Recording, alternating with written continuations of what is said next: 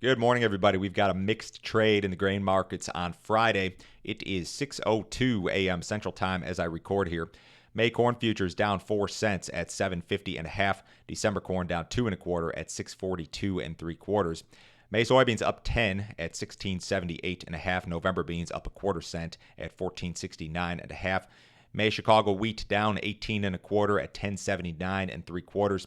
May Kansas City wheat down 14 at 10.78 and a quarter. May spring wheat is down 4 and a quarter at 10.74 and 3/4. If you guys are listening on the podcast, appreciate it. Leave me a rating, leave me a review if you have not already. If you are watching on YouTube, my goal is to get to 5,000 subscribers. So if you're watching these videos, hit that subscribe button, like these videos, leave me a comment. All of those things will help this channel to grow. If you need some additional assistance from me, guys, go to my website. It is www.standardgrain.com. Check out my premium subscription service. You'll get my morning email, all my grain marketing recommendations, a ton of weather info, my subscriber-only videos. This is a monthly deal. You can cancel it at absolutely any time. There's no other fee. There's no other obligation. Nobody's going to try to sell you anything else. I did a subscriber-only video yesterday regarding interest rates, the future of interest rates. What does this mean for you? Where will these rates be in terms of operating money, that sort of thing, a year or two from now? I tried to go through and kind of answer those questions following the Fed's decision to raise rates earlier this week. So give that premium subscription a shot this weekend, guys. China may import a record amount of soybeans next year. USDA's China Attaché Office estimated the country's new crop soybean imports at 100 million metric tons, which would barely eclipse the record from last year, which was 99.8. The office reduced its estimate for soybean imports during the old crop marketing year down to 95 million due to weak demand in the swine and poultry sectors. The official USDA estimate for old crop was reduced down to 94 earlier this month. China's bought a ton of new crop beans, the most ever seasonally. For this time of year. Commitments to all destinations for soybeans are also record high for the new crop marketing year. So we've got some really strong demand for soybeans and new crop soybeans in particular. Now, yesterday's export sales report was really good for corn and soybeans. Old crop corn sales, 1.8 million on the week. That was up 64% from the prior 4-week average.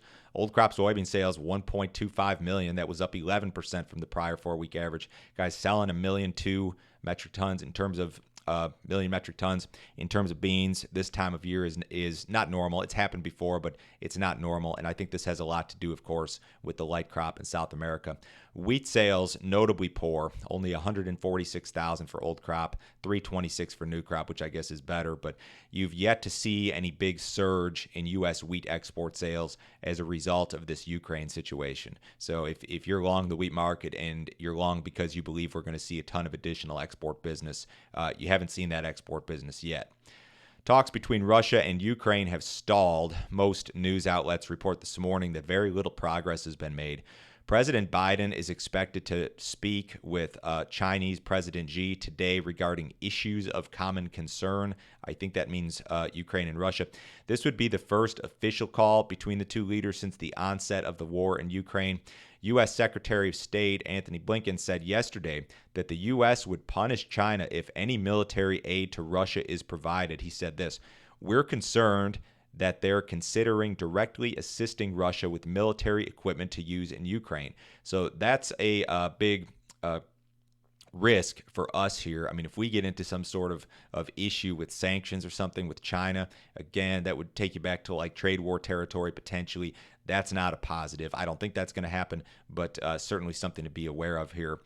Rains are active across the U.S. this morning. You've got the radar pretty much lit up here across parts of Kansas, parts of Iowa, parts of Missouri, parts of Mississippi, moving into Tennessee, Illinois. Wisconsin's going to catch some rain here. This thing's going to move further east.